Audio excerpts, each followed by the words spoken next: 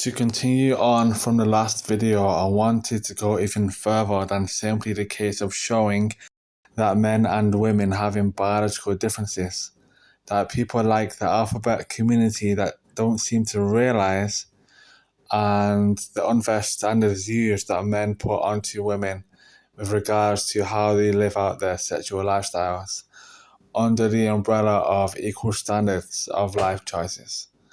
Let's talk a bit about your grounding for calling these people's choices out by getting to the heart of the matter. What is your standard for saying women should not go about sleeping around, but like Myron from Fresh and Fit says, and to those that agree with him, especially rich men, for them it is okay.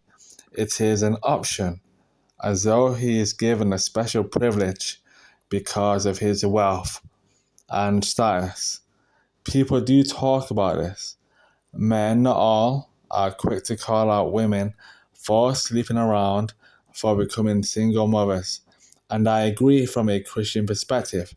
But if you also are sleeping around and you see no problems with others doing the same, that also increases the chances of creating single mothers.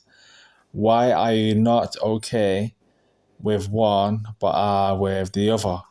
Isn't that hypocritical?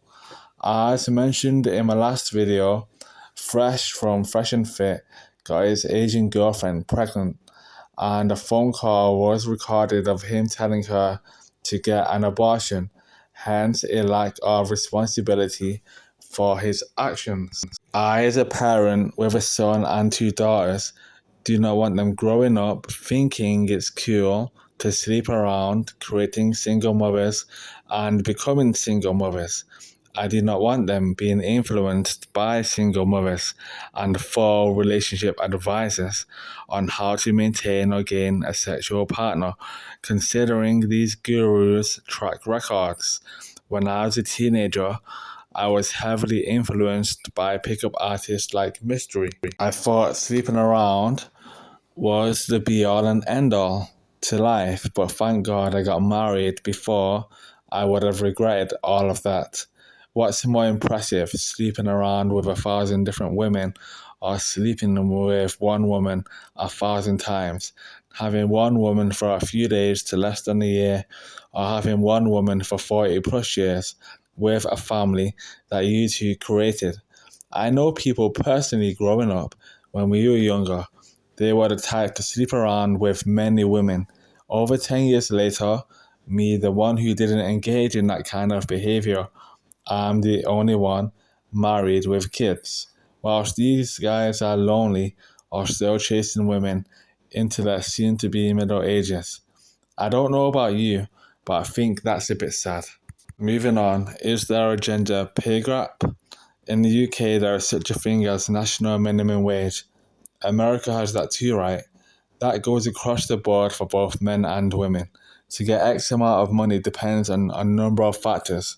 How much time you spend working, how good your performance is, if it involves commission, what kind of job you do, and more.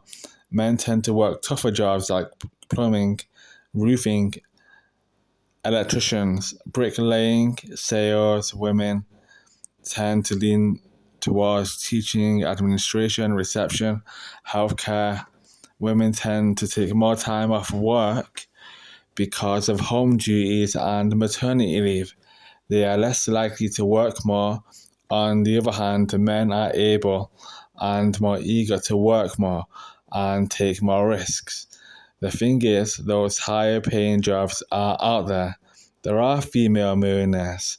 Just watch Dragon's Den. There are usually female CEOs on the panel. Women have that option to go after trade jobs that men in the majority do. But they don't. There is nothing wrong with that. Anecdotally speaking, my wife hates work. She makes a bit more than me. She can't wait to retire. Me, on the other hand, I like working and I don't see myself ever retiring, even after receiving my pension. Again, is there anything wrong with that? No. I mean, considering the economy at the moment, the cost of living is tough. even though we personally are managing to save for future investments. Me and my wife would prefer it if she could stay at home to take care of the kids, be a housewife, but it's not a viable option at the moment. We also got a mortgage too. Our monthly housing costs to the bank are relatively cheap. I can't imagine the pressure on those who got to pay sky high rental costs. To add insult to injury, the living costs like bills and food. How is an average person meant to save?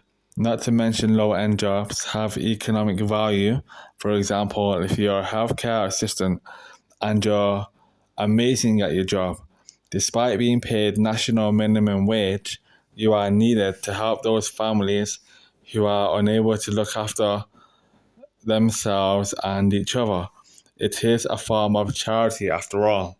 There is much greater gender equality and rights between the sexes here in the West than any other country.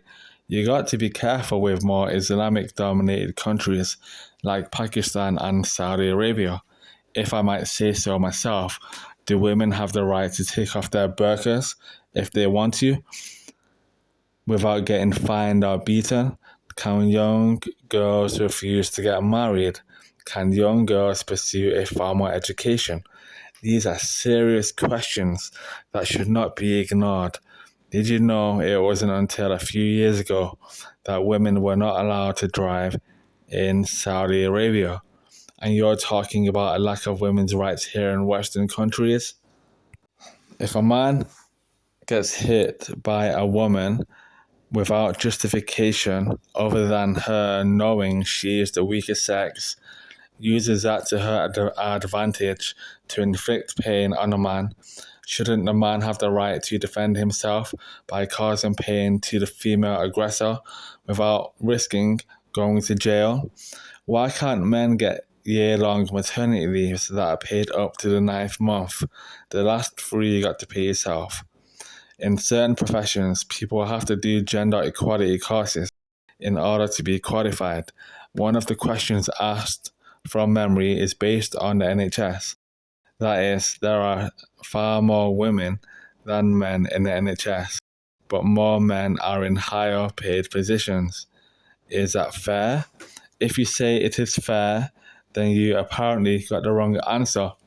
What the question doesn't take into consideration is what the men's experience and qualifications are.